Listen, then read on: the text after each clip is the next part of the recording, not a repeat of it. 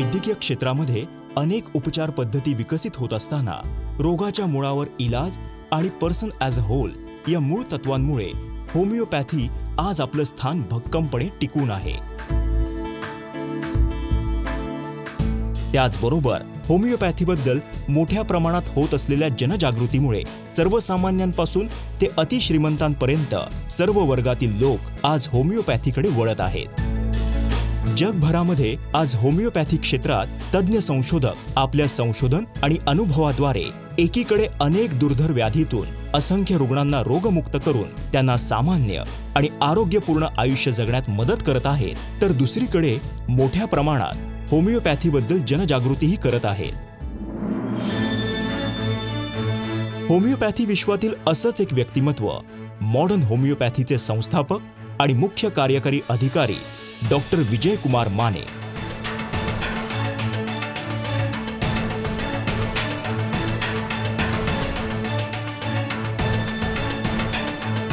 दुर्धर आजारांनी ग्रस्त रुग्णांमध्ये आत्मविश्वास निर्माण करणं, त्यांना रोगमुक्त करून एक आनंदी आणि सामान्य आयुष्य प्राप्त करून देणं हेच ध्येय बाळगून गेली 22 वर्ष अथक संशोधन आणि रुग्णांवर यशस्वी उपचार करत आहेत. डॉक्टर विजय कुमार माने यांनी आपल्या वैद्यकीय कार्याची सुरुवात व्याख्याते म्हणजेच लेक्चरर म्हणून केली. त्यासोबतच पारंपरिक उपचार पद्धतीने दुर्धर मानलेल्या विविध जीवघेण्या आजारांवर अविरत संशोधन, प्रत्यक्ष अनुभव आणि उपचार यातून मॉडर्न होमिओपॅथीची क्युरेटिव्ह लाईन ऑफ ट्रीटमेंट ही अत्यंत साधी आणि सोपी परंतु दुर्धर व्याधींपासून मुक्ती देणारी उपचार पद्धती निर्माण झाली. 22 वर्षांपूर्वी कोल्हापूरमध्ये लावलेल्या रोपाचा आज महाराष्ट्र, गोवासह 12 क्लिनिक्समधून देश विदेशातील रुग्णांना लाभ होत आहे.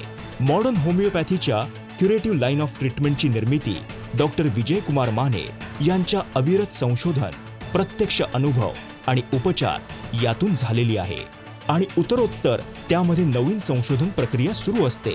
Cancer, kidney failure, liver cirrhosis, मधुमेह, अस्थमा, अस्थिरोग या आणि इतर अनेक दुर्धर आजारांवरील डॉक्टर विजय कुमार माने यांचं संशोधन आणि त्या संशोधनावर आधारित औषधांची निर्मिती मॉडर्न होमिओपॅथीमध्ये होत असते.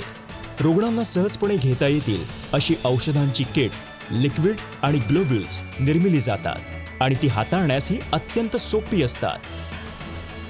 नमस्कार, मी अनुश्री करंदीकर. आरोग्याचं मॉडर्न योग या विशेष कार्यक्रमामध्ये तुमचं सगळ्यांचं मनापासून स्वागत. मॉडर्न होमिओपॅथीच्या क्युरेटिव्ह लाईन ऑफ ट्रीटमेंटद्वारे लिव्हर सिरोसिस, कॅन्सर यासारखे विविध आजार बरे होत आहेत आणि रुग्ण सामान्य आयुष्य जगत आहेत. हे आपण गेले काही भाग पाहतोय. गेले काही भाग आपण लिव्हर सिरोसिसबद्दल बोललो, कॅन्सरचे विविध प्रकारही आपण पाहतोय आणि नेमकं आजच्या भागामध्ये आपण अंडाशयाचा कॅन्सर किंवा ओव्हेरियन कॅन्सर याविषयी चर्चा करणार आहोत. आणि संपूर्ण विषयावरती मार्गदर्शन करण्यासाठी आपल्याकडे आलेले आहेत modern होमिओपॅथीचे CEO doctor Vijay Kumar Mane sir. Doctor, कार्यक्रमात मनापासून स्वागत. नमस्कार डॉक्टर. आपण कॅन्सरसारख्या गंभीर आजाराला हात घातलेला आहे. गेल्या भागांमध्ये आपण काही बोललेलो आहे कॅन्सरविषयी. तर आता आजच्या भागामध्ये आपण स्पेसिफिकली अंडाशयाचा किंवा ओव्हेरियन कॅन्सर जो स्त्रियांमध्ये दिसून येतो त्याविषयी थोडंसं बोलणार आहोत. तर प्रेक्षकांना आपण सगळ्यात प्रथम थोडंसं सांगूया की अंडाशयाचा कॅन्सर नेमका काय आहे, कशा प्रकारे हा आजार होतो, काय सांगाल? अंडाशयाचा कॅन्सर किंवा ओव्हरीचा कॅन्सर हा जननेंद्रियापैकी एक भाग आहे ज्याच्यामुळे आपल्याला मूल व्हायला मदत होते. बरोबर. ओव्हरियन कॅन्सर हा सध्याच्या ह्याच्यामध्ये खूप कॉमन आहे. जनरली हा ओल्ड एजमध्ये दिसतो. मोर दॅन 50 इयर्स किंवा 45 इयर्स म्हणू आपण. 45 इयर्स नंतरच्या फिमेल्समध्ये हा खूप कॉमन असणारा कॅन्सर आहे. भारतामध्ये पण ह्याचं मोठं प्रमाण आहे. तसंच परदेशामध्ये पण काही देशामध्ये ह्याचं खूप प्रमाण दिसून येतं. ओव्हेरियन कॅन्सरमध्ये ज्या ओव्हरीज असतात, एक किंवा दोन्ही ओव्हरी अफेक्ट होतात आणि त्याचा आकार खूप मोठ्या प्रमाणामध्ये वाढला जातो. कॅन्सर ग्रोथ त्यामध्ये होते, त्याला ओव्हेरियन कॅन्सर असं म्हटलं जातं. आणि ओव्हरीचा आकार वाढल्यामुळं मग जे होणारे कॉम्प्लिकेशन्स आहेत, लक्षणं आहेत, ती आपल्याला दिसायला लागतात. मग आता अंडाशयाचा जर का कॅन्सर झालेला आहे किंवा होतोय तर मग काय लक्षणं प्राथमिक स्वरूपात आढळून येतात, काय सांगाल? बऱ्याच वेळेला स्त्रिया अनभिज्ञ असतात. स्त्रियांना माहिती नसते की आपल्याला ओव्हेरियन कॅन्सर झालेला आहे. बऱ्याच वेळेला पोटाचा फक्त आकार वाढणं, पोटाला सूज येणं, ह्या वेग लक्षणांमधनं आपण त्या डायग्नोसिस पर्यंत जाऊ शकतो. बऱ्याच वेळेला काय होतं, ते स्त्रियांच्या पोटाचा आकार वाढतो, म्हणजे ओव्हरीचा आकार वाढतो, त्यामुळे पोटाला सूज येते आणि मग पाणी व्हायला लागते, असायटिस होतो. ज्यावेळेला तो आजार वाढलेला असतो त्यावेळेला पण मग कदाचित डायग्नोसिस मध्ये असं डायग्नोसिस होऊ शकतं की या स्त्रीला ओव्हरी ओव्हरीचा कॅन्सर झालेला आहे. ओके. हां, किंवा मग काही वेळेला वेग लक्षणं दिसतात, वजन कमी होणं, भूक कमी होणं, पायाला सूज येणं किंवा हातापायाला सूज येणं, अशी लक्षणं असतील आणि बाकी काही दिसत नसेल तर तपासण्याच्या शेवटी आपल्याला असं दिसून येतं की या स्त्रीला ओव्हरीचा कॅन्सर झालेला आहे. आता ओव्हरियन कॅन्सर झालाय की नाही हे जर का जाणून घ्यायचं आहे तर त्यासाठी मग कुठल्या प्राथमिक टेस्ट ज्या आहेत, चाचण्या ज्या आहेत, ते करायला? टेस्टमध्ये पहिल्यांदा सोनोग्राफी करायला पाहिजे. एक ॲब्डॉमिनल सोनोग्राफी किंवा ट्रान्सव्हाजायनल सोनोग्राफी जी आहे योनी मार्गातून केली जाणारी, ही एक टेस्ट आहे. त्यानंतर CT स्कॅन आहे किंवा MRI आहे.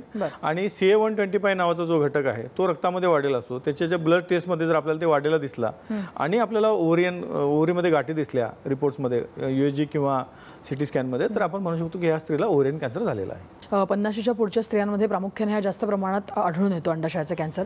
मग त्याच्या मागची कारणं काय काय दिसून येतात? सध्याच्या ह्याच्यामध्ये वेदनाशामक औषधांचं प्रमाण जास्त आहे आणि हार्मोनल थेरपी बऱ्याच स्त्रिया घेतात. म्हणजे मेन्स्ट्रुअल इरेग्युलरिटी जर असतील तर हार्मोनल ट्रीटमेंट घ्यायची जास्त पद्धत निर्माण झालेली आहे. तर ते पण एक प्रमुख कारण असू शकतं. ज्या स्त्रियांचं लग्न झालेलं नाही, ज्या अनमॅरिड स्त्रिया आहेत, त्या स्त्रियांमध्ये पण हे दिसून येतं की ज्यांना मुलं झालेली नाहीत त्या स्त्रियांमध्ये पण ह्याचं प्रमाण मोठ्या प्रमाणामध्ये दिसून येतं. अशा प्रकारे जर का ओव्हरियन कॅन्सर दिसून आला तर मग कन्व्हेन्शनल जी उपचार पद्धती आहे त्याच्यामध्ये नेमकी कुठले कुठले सजेशन्स दिले जातात, काय काय ट्रीटमेंट जे आहे ते सजेस्ट केले जातात? कन्व्हेन्शनल उपचार पद्धतीमध्ये प्रामुख्यानं केमोथेरपी आणि केमोथेरपी नंतर सर्जरी केली जाते. सर्जरी करून त्या ओव्हरीज काढून टाकल्या जातात. काही वेळेला जर आजार ॲडव्हान्स स्टेजमध्ये असेल तर मग रेडिएशन दिलं जातं. काही वेळेला हार्मोनल थेरपी पण दिली जाते. ही कन्व्हेन्शनल उपचार पद्धती आहे. पण बऱ्याच वेळेला असं दिसून येतं की ओव्हरियन कॅन्सरमध्ये एकदा तुम्ही डायग्नोसिस झाला आणि जर केमोथेरपी आणखी सर्जरी झाली तरी सुद्धा तो कॅन्सर मोठ्या प्रमाणामध्ये आजूबाजूला पसरायला लागतो. म्हणजे सुरुवातीला जरी स्टेज A, B असे असेल किंवा पहिल्या दुसऱ्या स्टेजमध्ये जरी असेल तरी तो नंतर तिसऱ्या चौथ्या स्टेजमध्ये जातो, झपाट्याने जातो. आणि जनरली असं दिसून आलं की ओव्हरियन कॅन्सरचा पेशंट हा म्हणजे सातत्यानं त्याला केमोथेरपी घ्यायला लागते किंवा पेशंटचा शेवट पण त्या केमोथेरपीमध्ये होतो. अशा बऱ्याच केसेसमध्ये दिसून आलेला आहे. मॅरिड बायकांना मूल होण्याच्या वेळेला जर का काही इन्व्हेस्टिगेशन्स केली आणि त्याच्यामध्ये जर का अशा प्रकारचा कॅन्सर जर का आढळून आला तर मग त्याला काही रिव्हर्सल असतो का किंवा काही इतर ऑप्शन्स असतात ते ओपन असतात का? रिव्हर्सल म्हणजे आता होमिओपॅथिक ट्रीटमेंट जी आपल्याकडे मॉडर्न होमिओपॅथीची आहे ती माझ्या मतानं चांगली ट्रीटमेंट आहे. बाकी जी रेग्युलर ट्रीटमेंट जी आहे त्या कन्व्हेन्शनल उपचार पद्धतीमध्ये तीच आहे की आयदर केमोथेरपी, सर्जरी किंवा रेडिएशन, हीच एवढीच ट्रीटमेंट त्यांच्याकडे अवेलेबल आहे. अर्ली डायग्नोसिस जरी झालं तरी सुद्धा ट्रीटमेंट ऑप्शन्स काही फारसे बदलत नाही आहेत तेच, किंवा मग हार्मोनल थेरपी, एवढेच ट्रीटमेंट ऑप्शन्स आहेत. आणि कॅन्सर म्हटल्यानंतर बऱ्याच वेळेला जसं रिलॅप्सचा एक धोका असतो कुठे ना कुठेतरी की काही काळानंतर पुन्हा त्याच्यामध्ये वारंवार होण्याचे चान्सेस असतात, तसंच अनुवंशिकतेचा सुद्धा कुठेतरी त्याच्यामध्ये भाग दिसून येतो. तर मग या प्रकारच्या कॅन्सरमध्ये म्हणजे अंडाशयाच्या पण कॅन्सरमध्ये कुठेतरी अनुवंशिकता दिसून येते का? काही प्रमाणामध्ये अनुवंशिकतेचा पण भाग आहे त्याच्यामध्ये. आणि आपण म्हणाल त्याप्रमाणे रिलॅक्सेशन तर खूप आहे. म्हणजे बऱ्याच वेळेला काय होतं की एक केमोथेरपी घेतली, तात्पुरतं ते पेशंटचे लक्षण आणि आजार कमी आलेला दिसला की साधारणपणे 5-6 महिन्याच्या अंतरानंतर पुन्हा लगेच तो आजार वाढायला लागतो. रिकरन्सचं प्रमाण खूप मोठ्या प्रमाणामध्ये आहे. आणि रिजनल आणि लोकल आणि रिजनल मेटास्टासिस किंवा डिस्टंट मेटास्टासिस हा खूप मोठ्या प्रमाणामध्ये ओव्हरियन कॅन्सरमध्ये दिसून येतो. कॅन्सर अशा प्रकारे असतो की एका अवयवात झाल्यानंतर तो दुसऱ्या सगळ्या अवयवांमध्ये पसरत जातो. तर मग आता अंडाशयाचा कॅन्सर झालेला असेल तर इतर काही कुठले ऑर्गन्स जे इमिजिएटली अफेक्ट होतात असे कुठले असतात का? बऱ्याच वेळेला काय होतं की एस्पेशली ट्रीटमेंट घेतल्यानंतर केमोथेरपी आणि सर्जरी झाल्यानंतर तो आजार आजूबाजूच्या अवयवाला म्हणजे पोटातल्या इतर भागांना, लहान किंवा मोठ्या आंतड्याला, मूत्राशयाला, अशा प्रकारे तो पसरा किंवा संडाच्या जागेपर्यंत तो पोचायला लागतो. त्या गाठी त्याच्यामध्ये किंवा त्याला लागून अशा निर्माण व्हायला लागतात. आणि मग डिस्टंट मेटास्टासिस मध्ये लंग्स पर्यंत पण तो आजार जातो. मग बऱ्याच वेळेला असायटिस सुरुवातीला असतो, नंतर प्लुरल इफ्युजन होते. म्हणजे हा त्या आजाराचा जो साईड इफेक्ट म्हटला जातो आपल्याला किंवा जो कॉम्प्लिकेशन म्हटलं जाते तो कॉम्प्लिकेशन आहे त्यानंतरचं. बरं. तर त्या अनुषंगाने आपल्याकडे जे पेशंट आलेले आहेत मॉडर्न होमिओपॅथीद्वारे बरे झालेले आहेत त्यांचे अनुभव आपण ऐकूया आणि चर्चा पुढे सुरू ठेवूया. परंतु इथे वेळ झाली एका छोट्याशा ब्रेकची.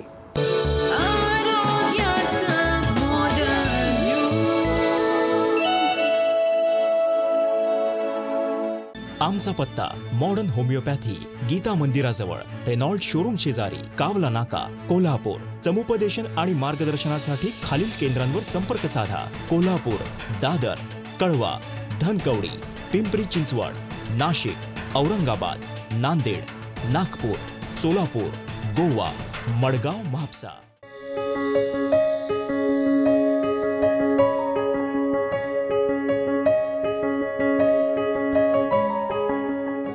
सल्ला आणि मार्गदर्शनासाठी मिस्ड कॉल द्या 7038833881. किंवा 7038833882 संपर्क क्रमांक 9730339009 किंवा 9372728009. आमचा टोल फ्री क्रमांक आहे 1800-121-8009.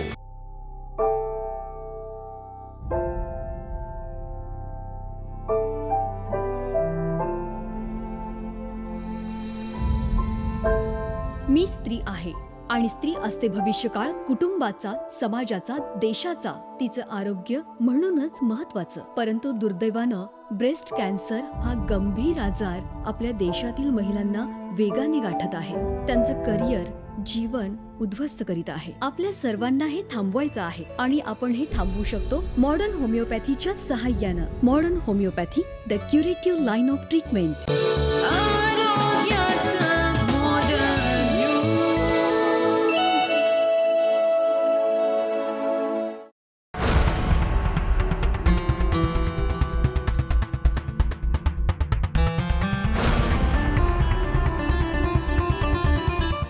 ब्रेकनंतर विशेष कार्यक्रम आरोग्याचा मॉडर्न युगमध्ये तुमचं सगळ्यांचं पुन्हा एकदा स्वागत. आपण ओव्हेरियन कॅन्सर याविषयी बोलतोय. अशाच प्रकारे ओव्हेरियन कॅन्सर झालेल्या एका रुग्णाचा अनुभव आणि त्यांच्या नातेवाईकांचा अनुभव आपण ऐकणार आहोत. त्याचबरोबर त्यांच्या रिपोर्टचाही आपण आढावा घेऊया. सौ अनिता भोये, वय 38 वर्ष, यांना फेब्रुवारी 2015 मध्ये सतत पोट दुखणे व ताप येणे असे त्रास होत होते. स्थानिक तज्ञांना दाखविले असता सोनोग्राफी रिपोर्टमध्ये त्यांच्या बीजांड कोशास गाठ असल्याचे निदान झाले. तज्ञांनी रिपोर्टनुसार ती गाठ कॅन्सरची असल्याचे सांगितले. ती गाठ 6.2 बाय 5.3 सेंटीमीटर इतक्या मोठ्या आकाराची होती. माझं पोट वगैरे दुखायचं. मग आम्ही सोनोग्राफी वगैरे केली. मग त्याच्यात रिपोर्टमध्ये आलं का गर्भाशयाला गाठ आहे. मग ते ऑपरेशन करून काढली 2015 मध्ये. मार्च 2015 मध्ये ऑपरेशनद्वारे ती गाठ काढून टाकली व 2 किमोथेरपी घेतले. यानंतर 1 वर्ष त्यांची तब्येत स्थिर होती. परंतु 1 वर्षानंतर परत त्यांना त्रास सुरू झाला. केमो घेतल्यानंतर परत थोडे दिवस आराम पडला. मग परत त्रास जाणवायला लागला. त्यांचा अशक्तपणा वाढला होता. त्यांचे वजन कमी झाले होते व त्यांचा HB 7.5 व प्लेटलेट 27,000 इतक्या प्रमाणात कमी झाले होते. तज्ज्ञांनी त्यांचा आजार लिव्हर मध्ये पसरल्याचे सांगितले. ऑक्टोबर 2016 मध्ये गर्भाशयाचे ऑपरेशन केले, परंतु त्यांना त्याचा काहीच फरक पडला नाही. पुन्हा ऑक्टोबर 2016 पुन्हा गर्भाशयाचं आणि गाठचं ऑपरेशन झालं. नंतर हळूहळू ते थोडं 2 महिने व्यवस्थित वाढल्यानंतर लिव्हरमध्ये जंतू पसरले. त्यांचा आजार कमी न होता वाढतच गेला. नोव्हेंबर 2016 मध्ये त्यांनी मॉडर्न होमिओपॅथीचे औषधोपचार सुरू केले.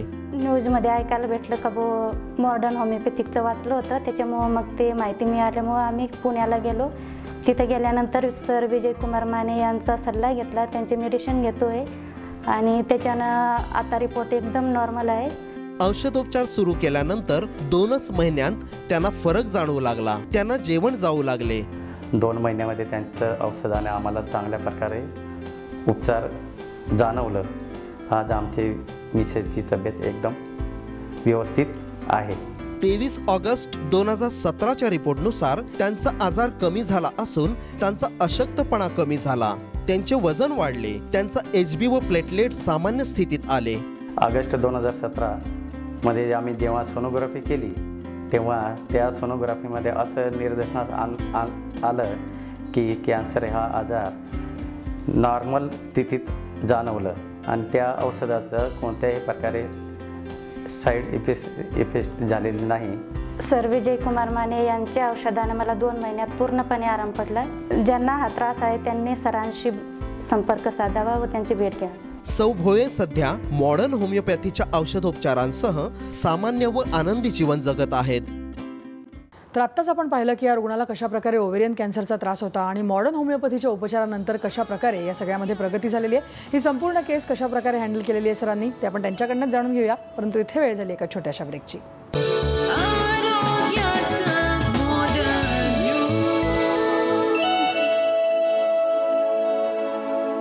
आमचा पत्ता मॉडर्न होमिओपॅथी, गीता मंदिराजवळ, रेनॉल्ड शोरूम शेजारी, कावला नाका, कोल्हापूर. समुपदेशन आणि मार्गदर्शनासाठी खालील केंद्रांवर संपर्क साधा. कोल्हापूर, दादर, कळवा, धनकवडी, पिंपरी चिंचवड, नाशिक, औरंगाबाद, नांदेड, नागपूर, सोलापूर, गोवा, मडगाव, म्हापसा.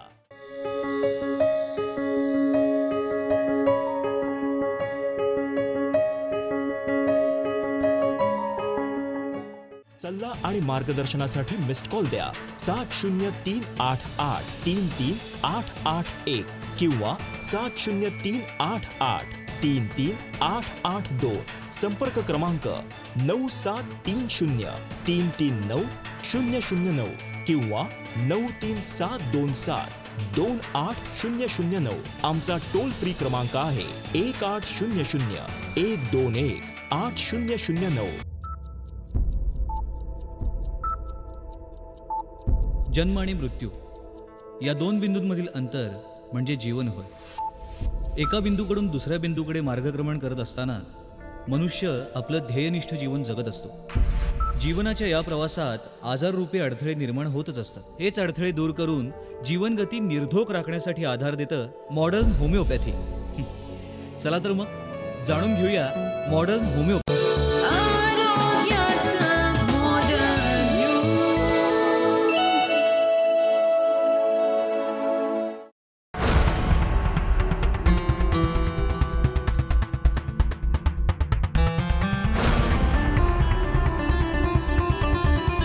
ब्रेक नंतर आरोग्याचं मॉडर्न युग या विशेष कार्यक्रमामध्ये तुमचं सगळ्यांचं पुन्हा एकदा स्वागत. आपण ओव्हेरियन कॅन्सर विषयी जाणून घेतोय.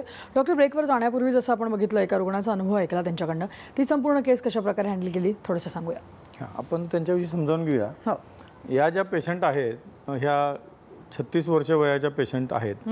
ओव्हेरियन कॅन्सर त्यांना डायग्नोसिस झालेलं होतं फेब्रुवारी 2015 मध्ये. बरं. मार्चमध्ये त्यांचं ऑपरेट झालं. गर्भाशय आणि ओव्हरीज काढून टाकल्यात गेल्या केमोथेरपी नंतर, आणि ऑपरेशन नंतर पुन्हा केमोथेरपी झाली. ओके. 1 वर्षानंतर ऑक्टोबर 16ला ज्यावेळेला तपासण्या केल्या त्यावेळेला त्यांच्या लिव्हरमध्ये आजार पसरला असं दिसून आलं. त्यावेळेला त्यांना पोटात दुखणं आणि विकनेस हा येत होता, आणि त्यानंतर पेशंट आपल्याकडे आल्या. नोव्हेंबर 2016ला आपण मॉडर्न होमिओपॅथीची ट्रीटमेंट चालू केली. त्यांच्या घरी राहून ते औषधं घ्यायला लागले, आणि 2 महिन्यानंतर आपण ज्यावेळेला रिपोर्ट्स काढले त्यांचे CA-125 आणि सोनोग्राफी, आणि त्यामध्ये आपल्याला असं आढळून आलं की लिव्हरमध्ये जो आजार पसरलेला होता तो कमी झालेला आहे. आताचे जे रिपोर्ट आहेत ऑगस्ट 2017चे, त्या रिपोर्टमध्ये कुठंही कॅन्सर दिसून येत नाही. सोनोग्राफी आणि आपण CT स्कॅन जो काढलेला आहे त्यामध्ये लिव्हरमध्ये तर कॅन्सर नाही, पण कुठल्याही भागामध्ये कॅन्सर नाही. थ्रू आऊट पेशंटनं घरी राहून औषधं खाल्लेली आहेत. थ्रू आऊट पहिल्या महिन्यापासून इम्प्रूव्हमेंट झालेली आहे, आणि आजच्या रिपोर्टमध्ये कुठेही कॅन्सर दिसून येत नाही. हे सगळं विदाऊट साईड इफेक्ट आणि कुठलाही त्रास पेशंटला न भोगायला लागता किंवा इंजेक्शन सुद्धा न घेता ही गोष्ट मॉडर्न होमिओपॅथीच्या मदतीनं झालेली आहे. एक तर आधीच लग्न उशिरा होतात, त्यानंतर ते मूल सुद्धा खूप उशिरा प्लॅन करतात, तर मग अशा वेळेला कॉन्ट्रासेप्टिव्ह पिल्सचा खूप सारा वापर केला जातो. तर त्याचा डायरेक्टली ओव्हेरियन कॅन्सरशी काही संबंध असू शकतो का? असं असू शकतं, कारण ज्या स्त्रिया कॉन्ट्रासेप्टिव्ह पिल्स मोठ्या प्रमाणामध्ये वापरतात त्या स्त्रियांमध्ये खूप मोठ्या प्रमाणामध्ये ओव्हेरियन कॅन्सर दिसून आलेला आहे. की हार्मोनल इम्बॅलन्ससाठी जे हार्मोनल थेरपी घेणाऱ्या स्त्रिया आहेत त्या स्त्रियांमध्ये पण ओव्हेरियन कॅन्सरचं प्रमाण खूप आहे. त्यामुळं कॉन्ट्रासेप्टिव्ह पिल्स आणि हार्मोनल थेरपी जी आहे त्याचा वापर थांबवावा असं मला तरी वाटते, की सरकारनं काहीतरी त्याला रूल्स अँड रेग्युलेशन्स करायला पाहिजेत, आणि त्याच्या वापरावर बंदी किंवा अडथळे काहीतरी त्या आणायला पाहिजेत. कारण त्याचा लिबरल यूजमुळं आज आपण जर पूर्वीपेक्षा बघितलं की 20-25 वर्षापेक्षा आज ओव्हेरियन कॅन्सर आणि ब्रेस्ट कॅन्सर याचं प्रमाण प्रचंड वाढलेलं आहे. एस्पेशली मेट्रोजमध्ये, आणखी शहरांमध्ये सुद्धा या कॅन्सरचं प्रमाण स्त्रियांमध्ये मोठ्या प्रमाणात दिसून आलेलं आहे. तर नॉर्मली अशा प्रकारे आता कॅन्सरच्या प्राथमिक स्टेजमध्ये लक्षणं दिसायला लागल्यानंतरच त्यांनी कॉन्सन्ट्रेट करायला पाहिजे खरं तर. तर मग त्या दृष्टिकोनातनं एक अवेअरनेस म्हणून तुम्ही स्त्रियांना काय सांगा? मी असं सांगेन की 35 नंतर साधारणपणे किंवा त्याच्या आधी सुद्धा सोनोग्राफी आणि तदनुषंगिक तपासण्या ज्या आहेत ह्या नेहमी करण्यात याव्यात. आणि आपल्या मासिक पाळीमध्ये काही बदल झाले, जास्त अंगावरून निघायला लागले किंवा बंद झालं, तर आपण डॉक्टरना लगेच कन्सर्न करायला पाहिजे आणि सावध राहायला पाहिजे की ब्रेस्ट कॅन्सर आणि ओव्हेरियन कॅन्सर जो आहे ते 35-40 नंतर खूप मोठं प्रमाण आहे. त्यामुळं वारंवार तपासण्या करून घेणं ही त्यातली सगळ्यात महत्त्वाची गोष्ट आहे. त्याशिवाय आपण त्याला प्रिव्हेंट नाही करू शकणार. हा प्रकारचा कॅन्सर होऊ नये याकरता काही प्रिव्हेंटिव्ह मेजर्स बायकांनी घेणं गरजेचं आहे का, आणि मग ते कुठल्या प्रकारे घ्यायला पाहिजे? आपण बघितलं की 35 नंतर ओव्हरियन कॅन्सरचं आणि ब्रेस्ट कॅन्सरचं प्रमाण खूप आहे. गेल्या 20 ते 25 वर्षांमध्ये याचं प्रमाण खूप दिसतंय. तर 20 ते 25 वर्षांमध्ये असे काय बदल झाले? 20 ते 25 वर्षांमध्ये स्त्रिया मोठ्या प्रमाणात कॉन्ट्रासेप्टिव्ह पिल्स वापरायला लागल्या. दुसरी गोष्ट मेन्स्ट्रुअल इरेग्युलरिटीसाठी पाळीच्या ज्या काही तक्रारी असतात त्याच्यासाठी हार्मोनल थेरपी घ्यायचं प्रमाण मोठ्या प्रमाणामध्ये वाढलेलं आहे. त्यामुळे आपल्याला मेट्रोजमध्ये, मोठ्या शहरांमध्ये आणि अगदी लहान शहरांमध्ये सुद्धा ओव्हरीच्या आणि ब्रेस्टच्या कॅन्सरचं प्रमाण खूप मोठ्या प्रमाणात दिसायला लागलेलं आहे. तर मला असं वाटतंय की ज्या हार्मोनल थेरपी आहेत आणि कॉन्ट्रासेप्टिव्ह, ओरल कॉन्ट्रासेप्टिव्ह पिल ज्या आहेत ह्या घ्यायचं प्रमाण एकदम कमी करायला पाहिजे. ह्याच्याविषयी स्त्रियांमध्ये जनजागृती निर्माण करायला पाहिजे किंवा ह्याचा यूज थांबवायला पाहिजे. कारण हार्मोनल थेरपीज आणि ह्या खूप धोकादायक सिद्ध व्हायला लागलेल्या आहेत. तर ह्याचा यूज थांबवला पाहिजे. आणि दुसरी गोष्ट की 35 नंतर स्त्रियांनी स्क्रीनिंगच्या ज्या टेस्ट आहेत त्या म्हणजे सोनोग्राफी, CA-125 जर गरज असेल तर या तपासण्या, प्रामुख्याने सोनोग्राफी म्हणजे ब्रेस्ट सोनोग्राफी आणि ओव्हरियन सोनोग्राफी म्हणजे ॲब्डॉमिनल सोनोग्राफी ह्या करायला पाहिजेत. ह्यामधून आपल्याला अंदाज येऊ शकतो की या स्त्रीला आजार होऊ शकतो किंवा नाही होऊ शकत. बऱ्याच वेळेला काय होतं की ओव्हरियन सिस्ट असतात स्त्रियांमध्ये. ओव्हरियन सिस्टला बऱ्याच वेळा निरुपद्रवी म्हणून बघितलं जातं, पण असं दिसून आलेलं आहे की त्या ओव्हरियन सिस्टचा आकार हळूहळू वाढत जातो आणि it leads towards ovarian cancer. त्या ओव्हरियन कॅन्सरकडे घेऊन जातात असं पण बऱ्याच वेळेला दिसून आलेलं आहे. त्यामुळं तपासण्या करणं, स्क्रीनिंग करणं आणि सावध राहणं स्वतःविषयी, स्वतःच्या तब्येतीविषयी ह्या स्त्रियांनी अंगीकारायला पाहिजे असं मला वाटतं. तर मॉडर्न होमिओपॅथीच्या उपचार पद्धतीमध्ये अशा प्रकारे आता लास्ट स्टेज म्हणजे बरेचसे पुढे लक्षणं गेल्यानंतर जर का स्त्रिया आपल्याकडे एक पेशंट म्हणून येत असतील तर त्या अनुषंगाने मग तुम्ही उपचार करताना काय वेगळ्या प्रकारचे उपचार करायला लागतात का आपल्याला? मॉडर्न होमिओपॅथीचे उपचार जे नेहमीप्रमाणे असतात तेच करतात, फक्त त्या आजाराच्या अनुषंगानं औषधं चेंज होतील, त्यामध्ये काही मॉडिफिकेशन केली जातील त्यामध्ये आणि औषधं दिली जातील. आजाराच्या अगदी अंतिम अवस्थेत सुद्धा आपण रुग्णांना जास्तीत जास्त लाईफ देऊ शकतो किंवा जे कॉम्प्लिकेशन्स आहेत, मुख्यतः पोटात पाणी होणं वारंवार, हे कॉम्प्लिकेशन आपण टाळू शकतो किंवा ते पुढे ढकलू शकतो. म्हणजे अशा बऱ्याच केसेसमध्ये अंतिम अवस्थेत सुद्धा आपण रुग्णांचं खूप लाईफ वाढवलेलं आहे किंवा जिथं ॲलोपॅथिक ट्रीटमेंट संपलेली आहे आणि आता काही ऑप्शन राहिलेले नाही अशा केसेस सुद्धा आपल्याकडे बऱ्याच वेळेला लोक बरी पण झालेली आहेत. आणि हे आपल्याला आपल्या स्टॅटिकल डाटा जो रुग्णांचे आपल्याला रिपोर्ट्स आहेत त्यामध्ये दिसून येते. नक्की. आणि जाता आता सर जे काही ओव्हेरियन कॅन्सर झालेले रुग्ण असतील किंवा आपले बघणारे प्रेक्षक असतील त्यांच्यासाठी आपण काय सल्ला देणार आहोत? मी एकच सांगेन की सावध राहा, स्क्रीनिंग करा, 35 नंतर स्क्रीनिंग करा, कॉन्ट्रासेप्टिव्ह पिल्स आणि हार्मोनल थेरपी टाळा आणि तरी पण जर आजार झाला तर घाबरू नका. मॉडर्न होमिओपॅथी तुमच्या मदतीसाठी कायमची आहे. कधीही आमच्याकडे या, आपण त्याच्यावर उपचार करू, अजिबात घाबरू नका, हाच माझा लोकांना सल्ला आहे. नक्की. म्हणजे आपण जसं म्हटलं तसं की कुठल्याही प्रकारचा कॅन्सर झाला असेल तरी सुद्धा मॉडर्न होमिओपॅथीची दारं आहेत ती सगळ्यांसाठी उघडी आहेत. आणि डॉक्टर तुम्ही आज विषयावरती एवढं छान मार्गदर्शन केलं त्याबद्दल धन्यवाद. धन्यवाद. नमस्ते. या विषयासह आरोग्याचं मॉडर्न युग यामध्ये आत्ता आम्ही इथेच थांबतोय. नमस्कार. गेले 3 वर्ष मला मणक्याचा त्रास चालू होता. त्याबद्दल मी बहुत औषधं घेतली पण त्याचा मला साईड इफेक्ट व्हायला लागला. शेवटी मित्राच्या सल्ल्यावरून मी मॉडर्न होमिओपॅथी येथील श्री डॉक्टर विजयकुमार माने यांचा सल्ला घेतला.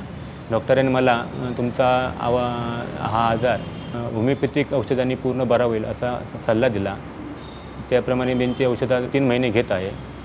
त्या औषधाने मला थोडा फरक पडला आहे. इथे तसेच येथील स्टाफ पण उत्कृष्ट प्रतिसाद देणारा आहे. आमचा पत्ता मॉडर्न होमिओपॅथी, गीता मंदिराजवळ, रेनॉल्ड शोरूम शेजारी, कावला नाका, कोल्हापूर. समुपदेशन आणि मार्गदर्शनासाठी खालील केंद्रांवर संपर्क साधा. कोल्हापूर, दादर, कळवा, धनकवडी, पिंपरी चिंचवड, नाशिक, औरंगाबाद, नांदेड, नागपूर, सोलापूर, गोवा, मडगाव, म्हापसा.